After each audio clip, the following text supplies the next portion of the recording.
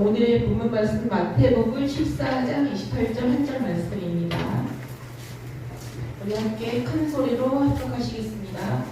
베드로가 대답하이르되 주여 만일 주님이시거든 나를 명하사 우리로 오라 하소서 하니. 오늘의 본문 말씀으로 믿음으로 도전하는 말씀으로 말씀 전해주시겠습니다. 성경에 보면은 도전한 사람들이 이야기가 많이 나와 있어요.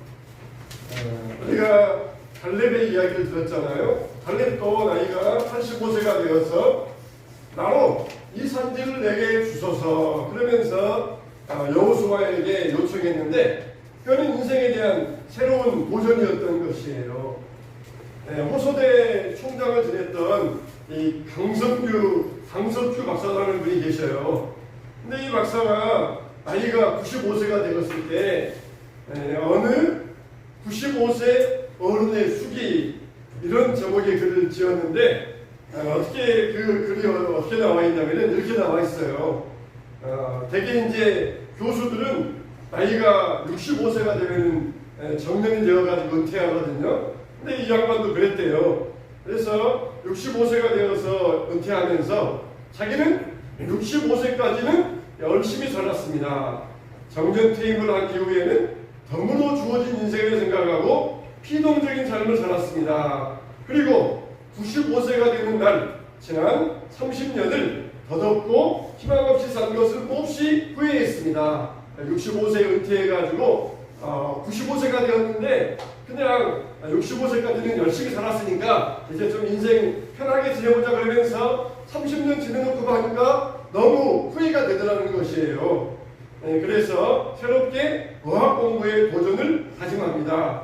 이유는 한 가지, 10년 후 105세 생일날 지난 그때 아무 일도 도전하지 않은 것을 후회하지 않기 위해서입니다. 그랬다는 것이에요. 95세가 되어서 앞으로 또 10년 후에 105세가 되었을 때 내가 지난 10년 동안을 뭐 하려고 했는가 후회하지 않기 위해서 95세가 된 어느 생일날 95세 어른의 숙이라는 제목으로 그렇게 자기의 새로운 다짐을 하는 그런 이 글을 썼던 것이에요. 사도 바울도 마찬가지예요. 사도 바울도 항상 현실에 안주하지 않았습니다. 내가 이미 얻었다함도 아니요. 또 내가 이미 온전히 이루었다함도 아니라 오직 그리스도 안에서 잡힌 바 된 그것을 잡으려고 달려가노라. 사도 바울도 현실에 안주하지 아니하고 내가 이미 얻은 것도 아니고 내가 이미 잡은 것도 아니고 앞에 있는 것을 얻으려고 내가 달려간다 그랬어요. 여러분들 컴퓨터를 하다 보면은 자꾸 프로그램이 막 엉키잖아요. 핸드폰도 그러잖아요. 프로그램이 엉키면 어떻게 해야 돼요? 껐다가 다시 켜야 돼요. 리셋시키면은 다시 가동이 원활하게 가동이 이루어집니다.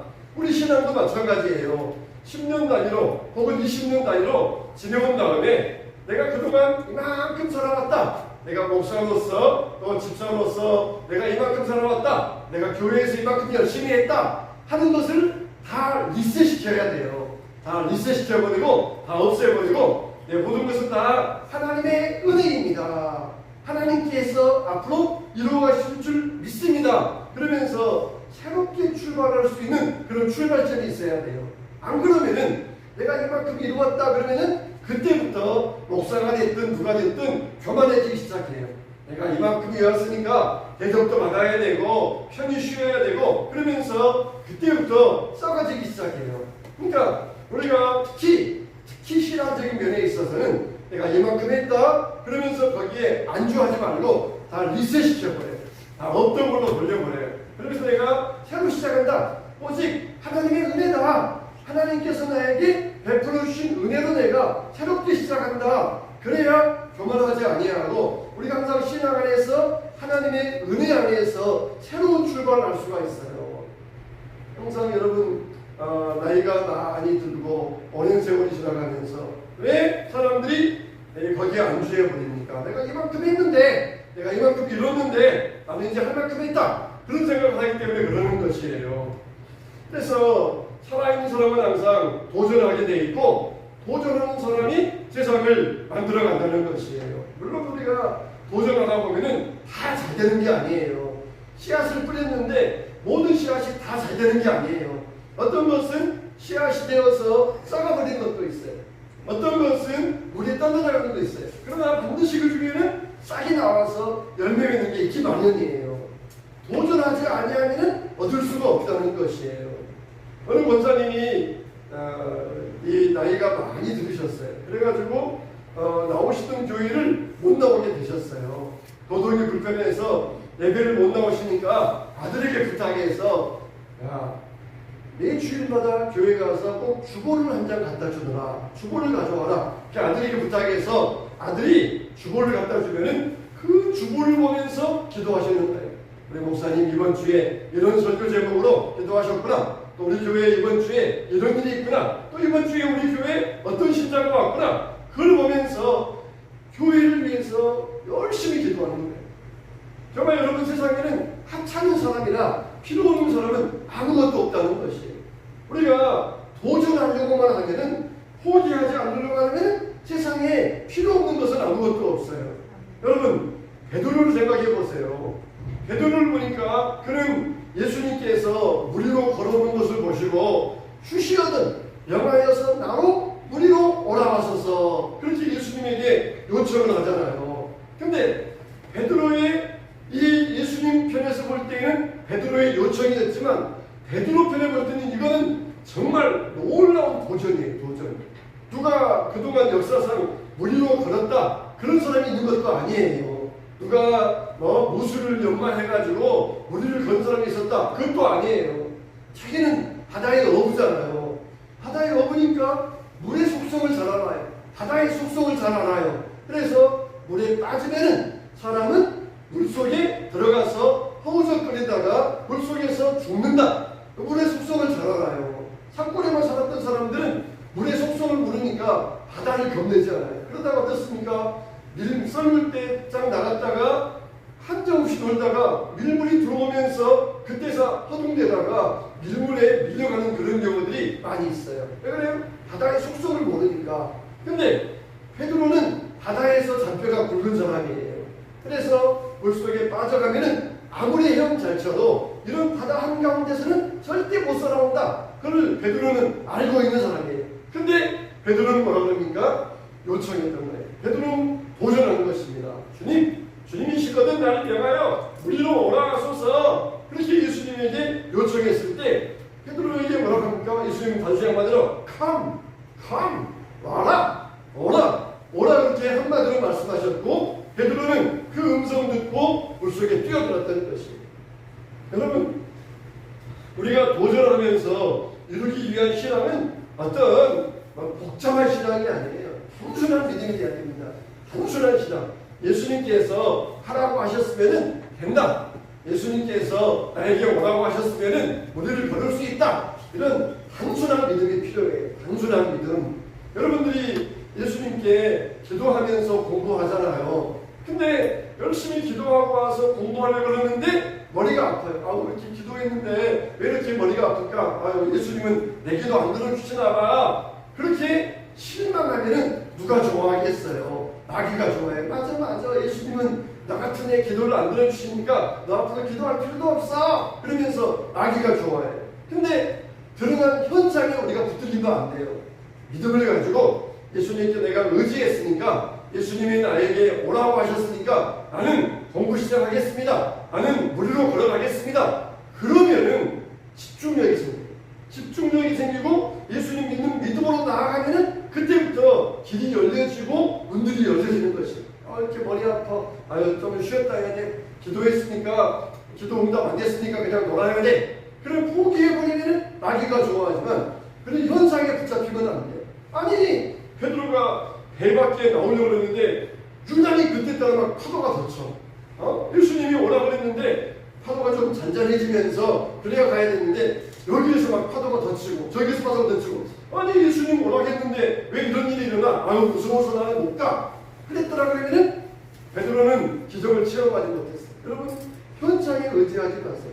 눈에 보이는 현상을 바라보면서 거기에 속아 넘어가지 마세요. 유난히 기도하고 무슨 일 시작하려고 하면은 유난히 방해거리들이 많아요.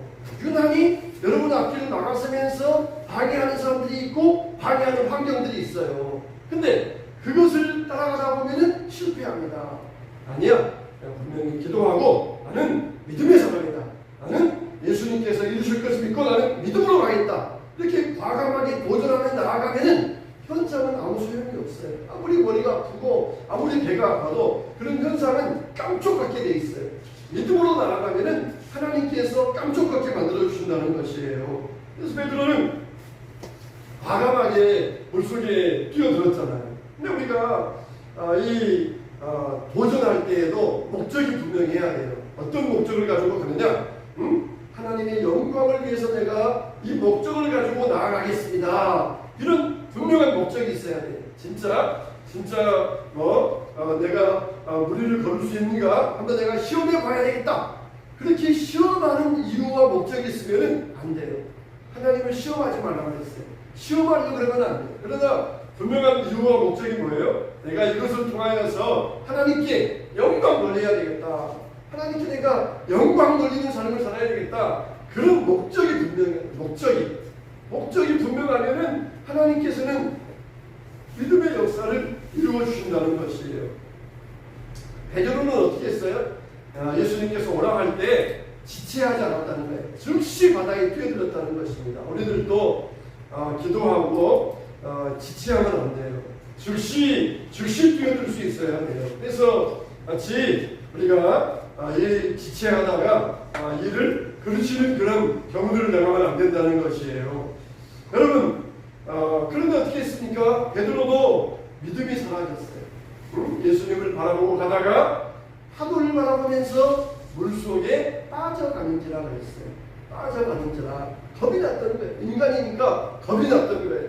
근데 예수님께서 오셔가지고 베드로를 붙들어 주시면서 내가 왜 의심하였느냐 이렇게 말씀하시잖아요. 우리는 항상 우리의 시선이 중요합니다. 뭘 바라보느냐? 시선이 중요해요. 여러분, 우리가 예수님을 바라보면서 나아가야 되거든요. 근데 사탄도 알아요. 믿음의 주요 온전케 하시는 이 예수를 바라보자 그래야 되는데 사탄도 저 성도가 예수님만 바라보면 안 된다는 것을 알아요. 그래가지고 자꾸 그냥 이상하게 물결 막 치게 만들고 바람 불게 만들고 더 그냥 이상한 소리가 들리는 것처럼 그냥 유령 소리처럼 바람 소리가 크게 들리게 만들고 그러면서 우리를 혼란스럽게 만들어요. 그래도 우리의 시선만은 놓치지 않아요. 시선만은 놓치지 않아야 됩니다.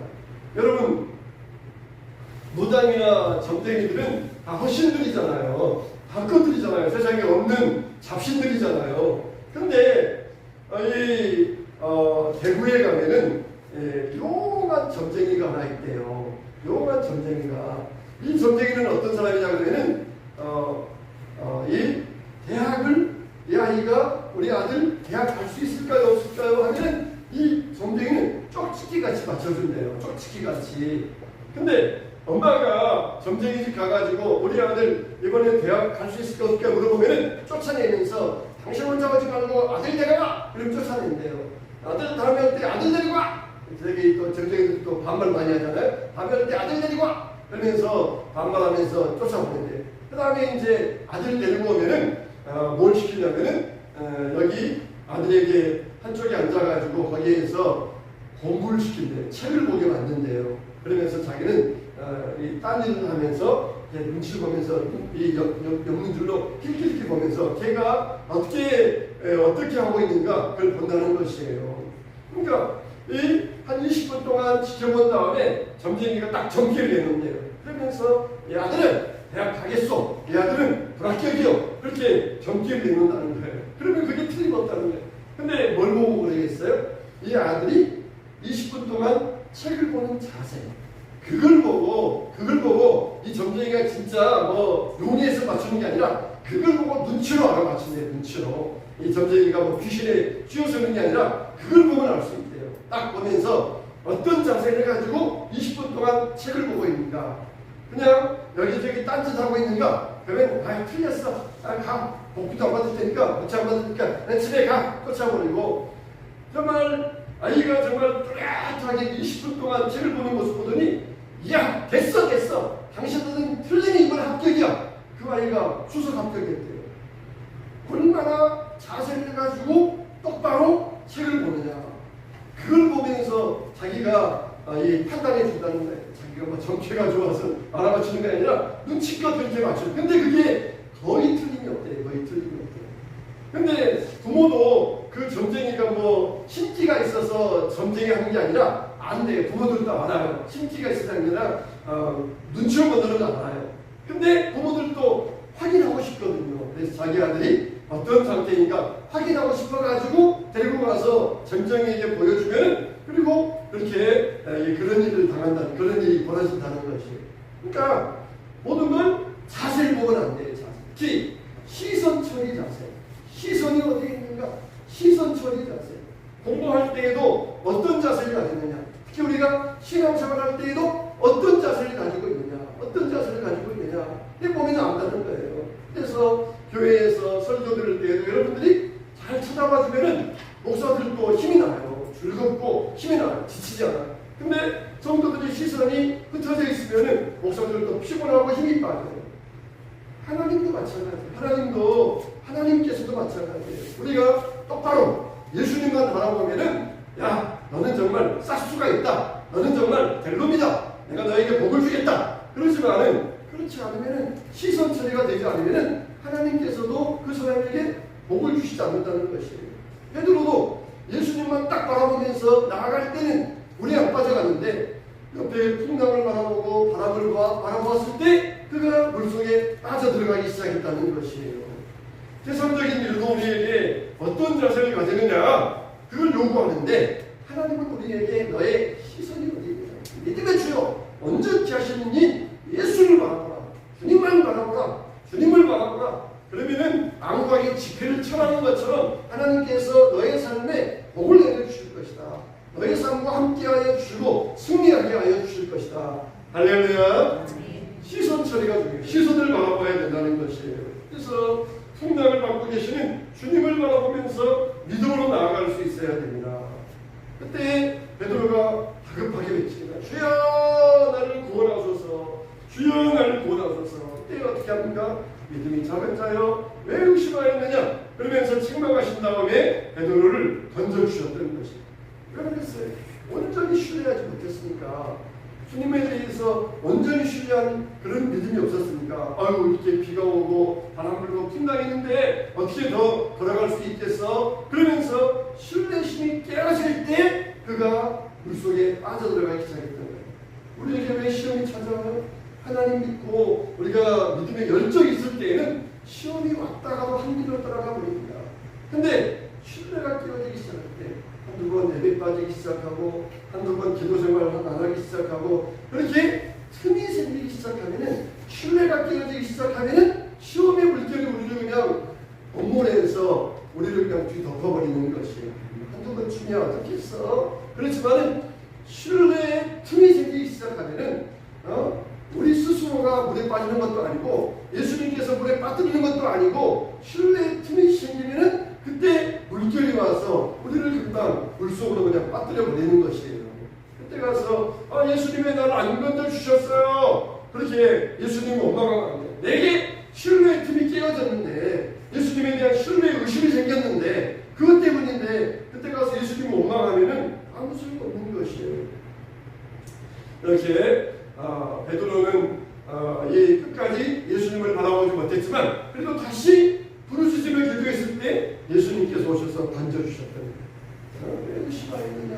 그리고 배에 올라가시어서 당신은 정말 하나님의 아들이십니다. 전할 때에 바람과 파도가 잔잔해졌더라고 그랬어요. 바람과 파도가 잔잔해진 목적도 베드로가 무리를 걸어간 목적도 뭐예요? 예수님이 하나님의 아들이심을 증거하기 위함이라는 거예요. 여러분 우리는 신비주의자들이 아니에요. 우리는 신비주의자들이 아닙니다. 그렇지만은 하나님은 이 신비한 기적을 통하여서도 얼마든지 하나님의 아들이심을 증거하고 계신다는 것이에요. 우리가 그냥 신비주의가 되어가지고 무조건 그냥 신비한 일, 기적 그냥 내가 나에게 그냥 기적이 일어나고 신비한 일이 일어나고 그래서 막 돈도 벌고 막 뭣도 하고 뭣도 하고 그러니 신비주의, 기적주의자가 돼서는 안 돼요. 이 목적이 뭐냐? 신비한 일, 기적의 목적이 뭐냐? 바로 예수님이 하나님의 나타내게 하려 하심이라. 이게 모든 신비와 기적의 목적이 되어야 되는 것입니다. 그래서 예수님께서 바다를 걸어서 배에 올라가셨을 때에 배에 있던 모든 사람들이 엎드려 절하면서 진실로 하나님의 아들이십니다. 진실로 하나님이십니다. 그렇게 고백할 수 있었던 것입니다. 여러분, 우리에게도 풍랑을 만났을 때 주님은 우리에게 말씀하시죠. 우리도 나로 걸어오게 하소서.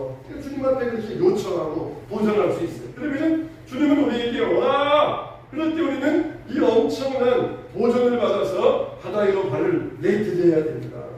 베드로처럼 과감하게 하세요. 단순한 믿음을 가지고 하세요. 그냥 이건 이래야 되는데 저건 저래야 되는데 그러면서 따지지 마세요. 왜 해야 돼? 그러면서 토달지 마세요. 기도합시다. 그러면은 기도해요. 단순하게 기도해요. 기도하는데 근데 왜 기도해야 돼요? 왜 기도해야 될 이유가 뭐예요? 그러면서 토달지 마세요. 단순한 믿음에 오라.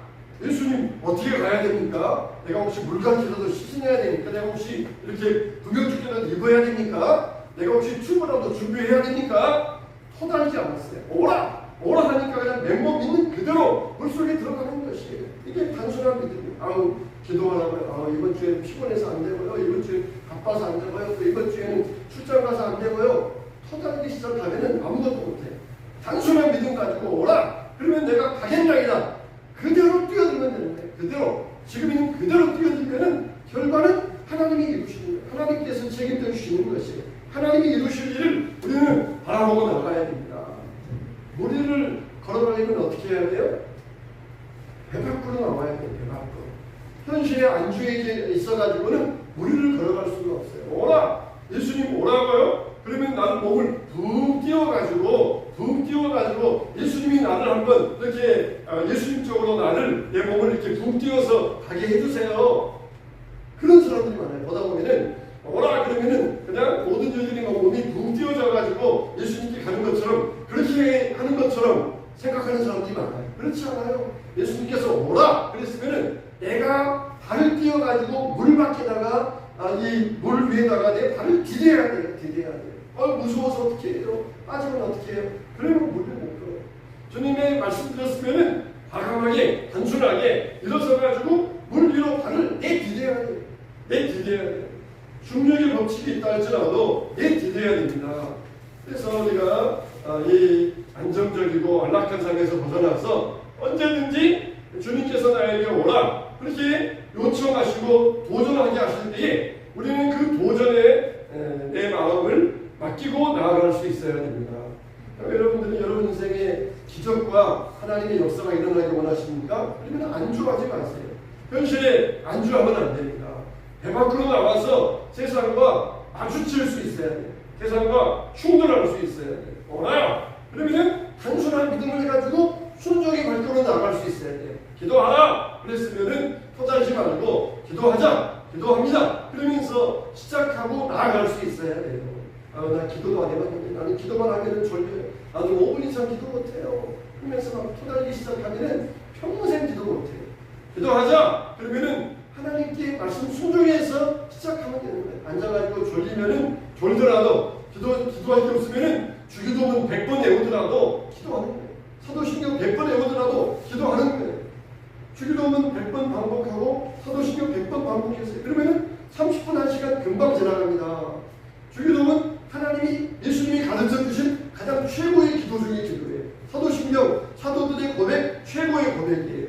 그러니까 기도할 게 없으면은 나는 기도할 게 5분만 지나면 없어요. 그러지 말고 사도신경 주기도문 100번 반복해서 외워보세요.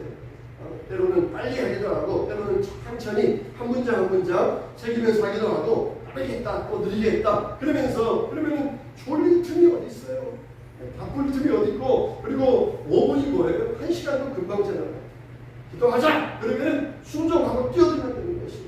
주님께서 우리의 삶을 책임져 주신다는 것입니다. 그래서 우리가 주님의 일에 정말 단순한 믿음을 가지고 뛰어들 때 세상과 타협하지 아니하고 뛰어들 때에 하나님께서 우리 발을 붙들어 주시고 물에 빠지지 않게 하여 주실 줄로 믿습니다.